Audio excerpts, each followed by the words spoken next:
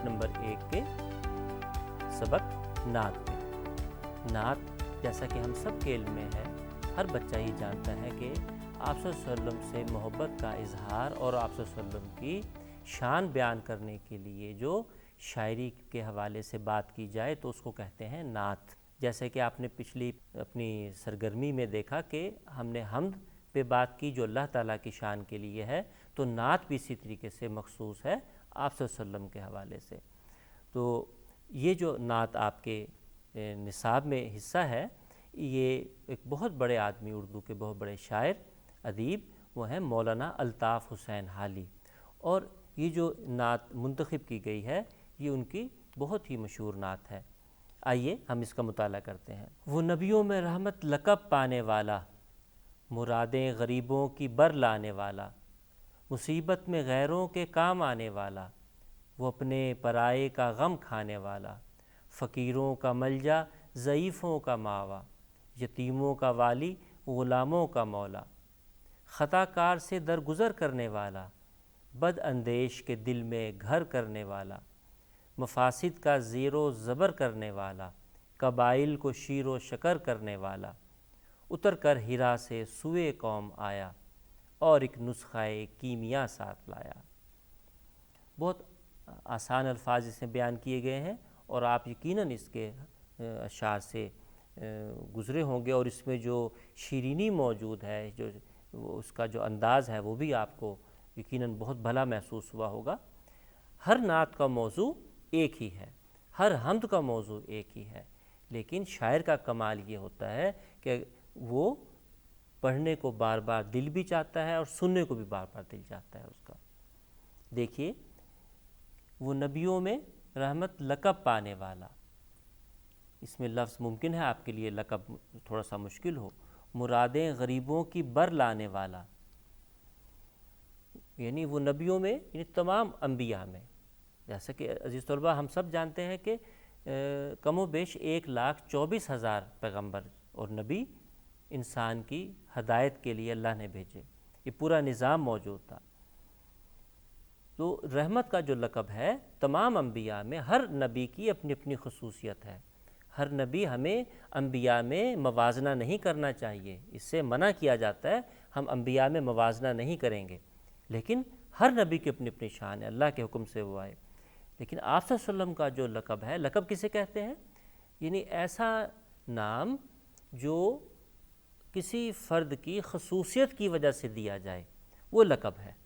تو آپ صلی اللہ علیہ وسلم کا لقب رحمت ہے، سب کے لیے رحمت، انسانوں، حیوانوں، تمام مخلوقات کے لیے رحمت، آنے والے زمانوں کے لیے رحمت، بہت وسیع معنوں میں رحمت کا مفہوم ہے۔ رحمت ہم جانتے ہیں، مرادیں غریبوں کی بر لانے والا، بر لانا پورا کرنا، غریبوں کی مرادیں پوری کرنے والا۔ عزیز طلبہ، یہاں یہ بہت ضروری ہے باتیں کرنی کہ غریب سے کیا مراد ہے۔ عام طور پہ غریب ہم اسے بھی کہہ دیتے ہیں کہ جس پہ کچھ مادی اشیاء کی کمی ہو، پیسوں کی کمی ہو، ایسا نہیں ہے۔ غریب اسے نہیں کہتے یا محض اسے نہیں کہتے، غریب سے مراد ہے دل کا غریب ہونا، اصل جو اس کی مراد ہے، یعنی اس کا ہر حوالے سے اس کی ذہنی اور اس کی روحانی ہر طرح کی اگر ترقی میں، بلندی میں کمی ہے تو وہ غریب ہے، ٹھیک ہے؟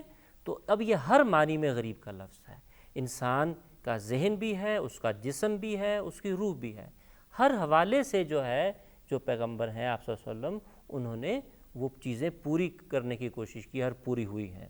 مرادیں غریبوں کی بر لانے والا، ان کی امیدیں پوری کرنے والا، جس کی جو بھی مراد تھی، جس حوالے سے بھی تھی۔ مصیبت میں غیروں کے کام آنے والا، وہ اپنے پرائے کا غم کھانے والا۔ ٹھیک ہے، محاوراتی استعمال ہے۔ غم کھانے والا سے کیا مراد ہوا؟ کسی کو مشکل میں دیکھ کے، غم میں دیکھ کے خود بھی افسوس کا اظہار کرنا، خود غم زدہ ہو جانا، اور اس کا دکھ اور اس کا غم جو کسی بھی نوعیت کا ہو، اس کو دور کرنے کے اسباب کرنا۔ وہ غم جو ہے، وہ چاہے وہ کسی بھی میدان سے متعلق ہو، وہ چاہے کفر و شرک کی بات ہو یا کسی بھی طرح کے مسائل کی بات ہو، اس پہ آپ صلی اللہ علیہ وسلم کرتے تھے کہ یہ انسانوں کو ہدایت ملے۔ ٹھیک ہے، فقیروں کا ملجا، ضعیفوں کا ماوا۔ ملجا اور ماوا کا ایک ہی مطلب ہے پناہ گاہ، پناہ میں ہونا۔ فقیروں کا ملجا، ضعیفوں کا ماوا۔ اسی طرح عزیز طلبہ فقیر کے لفظ پہ بھی ہمیں تھوڑی سی بات کرنی چاہیے۔ آج ہم فقیر سمجھتے ہیں کہ جو سوالی ہو باہر گلی محلے میں بازار میں، ہم سمجھتے ہیں کہ یہ فقیر ہے، محض یہ بات نہیں۔ یہ لفظ کا منبع ہے فقر، یعنی ایسے افراد جو بس اللہ پہ بھروسہ کرتے تھے، خاص طور پہ ایک زمانے میں یہ لوگ رہے ہیں، اور وہ بس اللہ ہی سے سوال کرتے تھے، اللہ ہی سے سب کچھ رکھتے تھے اور اسی سے لو لگاتے تھے، بس کھانے پینے کے لیے، روزمرہ کی زندگی گزارنے کے لیے انہوں نے کر لیا، اور دنیا سے کنارہ کش رہتے تھے۔ تو محض فقیر کا یہ مطلب نہیں سمجھنا آپ نے کہ جو ہمیں عام طور پہ دکھائی دیتے ہیں، وہ بھی ضرورت مند ہوتے ہیں، وہ اللہ کے لیے ضرورت مند ہوتے ہیں۔ فقیروں کا ملجا، ضعیفوں کا ماوا، یتیموں کا والی، والی ہم سب جانتے ہیں سرپرست، غلاموں کا مولا، وہی مطلب ہے، ٹھیک ہے۔ تو غلام سے مراد بھی وہ غلامی ذہن میں نہ آپ کے آئے کہ غلام، ہم سب غلام ہیں، ٹھیک ہے نا، ہم سب آپ صلی اللہ علیہ وسلم کے، اس امت کے، ان کے غلام ہیں ہر حوالے سے۔ یعنی آپ نے شاعری میں عزیز طلبہ آپ نے یہ خیال رکھنا ہے، خاص طور پہ شاعری میں وہ نظم کی کوئی بھی صورت ہو، وہ حمد ہو، وہ نعت ہو، وہ اس میں لفظی جو معنی ہوا کرتے ہیں اس کے علاوہ بھی معنی ہوا کرتے ہیں، اس پہ بھی آپ نے دھیان دینا ہے۔ خطا کار سے درگزر کرنے والا، درگزر کرنا معاف کرنا، ہم عام طور پہ لفظ استعمال کرتے ہیں کہ آپ اس بات کو درگزر کیجئے، درگزر کرنا، ختم کرنا، معاف کرنا۔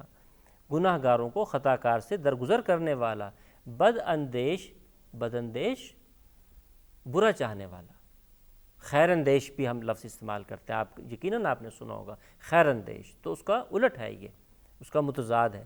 بد اندیش کے دل میں گھر کرنے والا، یہ بھی محاوراتی استعمال ہے، جیسا آپ نے پہلے دیکھا جس طلبہ غم کھانے والا۔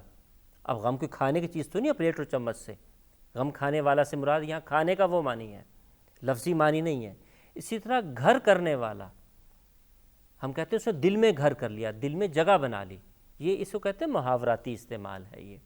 تو بد اندیش کے جو آپ صلی اللہ علیہ وسلم سے جس نے برائی کرنا چاہی، آپ صلی اللہ علیہ وسلم کا کردار اور رویہ ایسا تھا کہ اس کے بھی دل میں آپ صلی اللہ علیہ وسلم کے لیے محبت پیدا ہو گئی، یہ مفہوم ہے اس کا۔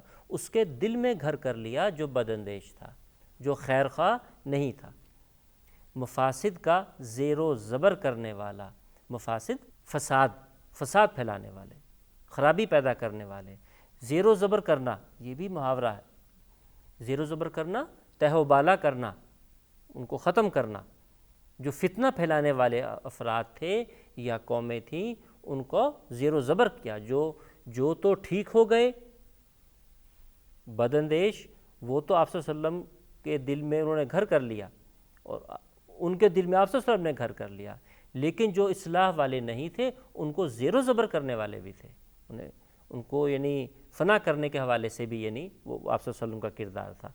قبائل کو شیر و شکر کرنے والا، شیر و شکر ہونا، باہم ایک ہونا، یعنی شیر کا بنیادی مطلب ہے دودھ، تو جیسے دودھ میں ہم چینی یا شکر ملاتے ہیں، میٹھی چیز ملاتے ہیں تو ایک ہو جاتی ہے، آپ علیحدہ نہیں کر سکتے کہ اس میں سے چینی کو علیحدہ کیا جائے۔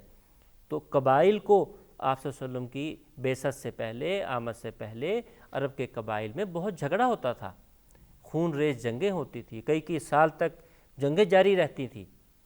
تو آپ صلی اللہ علیہ وسلم کی بدولت، آپ صلی اللہ علیہ وسلم کے کردار کی بدولت اور حکمت عملی کی بدولت وہ قبائل جو آپس میں لڑتے رہتے تھے انہیں محبت پیدا ہو گئی۔ اتر کر ہرا سے سوئے قوم آیا، ہرا غار ہرا آپ نے یقیناً جانتے ہیں کہ غار ہرا میں آپ صلی اللہ علیہ وسلم جایا کرتے تھے، کچھ وقت گزارا کرتے تھے عبادت کے لیے، غور و فکر کے لیے۔ سوئے کا مطلب کی طرف، سوئے قوم آیا، قوم کی طرف آیا، یعنی غار ہرا سے اتر کر آپ صلی اللہ علیہ وسلم قوم کی ہدایت کے لیے آئے، اور ایک نسخہ کیمیا ساتھ لایا۔ لفظی مطلب تو جو کیمیا کا ہے وہ تو ہے کہ نسخہ کیمیا کا نسخہ یعنی سونا بنانے کی ترکیب، جو اس کا لفظی مطلب ہے۔ لیکن یہاں کیا ہے، اتر کر ہرا سے سوئے قوم آیا اور ایک نسخہ کیمیا ساتھ لایا۔ ایک نسخہ کیمیا یہاں مراد ہے اس کا علامتی طور پہ شاعری میں علامت استعمال ہوتی ہے. یہ علامت ہے قرآن پاک کی کہ ایک نسخہ جو آنے والی تمام انسان کے لیے، انسانیت کے لیے، تمام لوگوں کے لیے ایک کیمیائی نسخہ جو ہے وہ ہدایت کے لیے کہ اگر اس کیمیائی نسخہ پہ عمل کر لیا گیا تو وہ کامیابی ہوگی. جیسے سونا بنانے کی ترکیب سے کہ ایک شخص سمجھتا ہے کہ وہ کامیاب ہو جائے گا تو اس کی دنیا بہتر ہو جائے گی، اسی طریقے سے قرآن پاک ہمیں زندگی گزارنے کے جو آداب سکھاتا ہے اور آخرت کے لیے جو نسخہ ہے اس کے لیے بھی کارآمد ہے. یعنی دونوں جہانوں میں کامیابی کے لیے قرآن پاک آپ صلی اللہ علیہ وسلم پہ نازل ہوا، یہ اس کا مفہوم بنتا ہے. تو عزیز طلباء، اس نعت کو آپ بار بار پڑھیے، اور اس کے علاوہ بھی کتابوں میں بھی اور انٹرنیٹ پہ بھی بہت سی نعتیں اردو میں لکھی گئی ہیں، یقیناً آپ انہیں سنتے بھی ہوں گے. اسی کے ساتھ ہی ہمارا آج کا یہ موضوع ختم ہوتا ہے.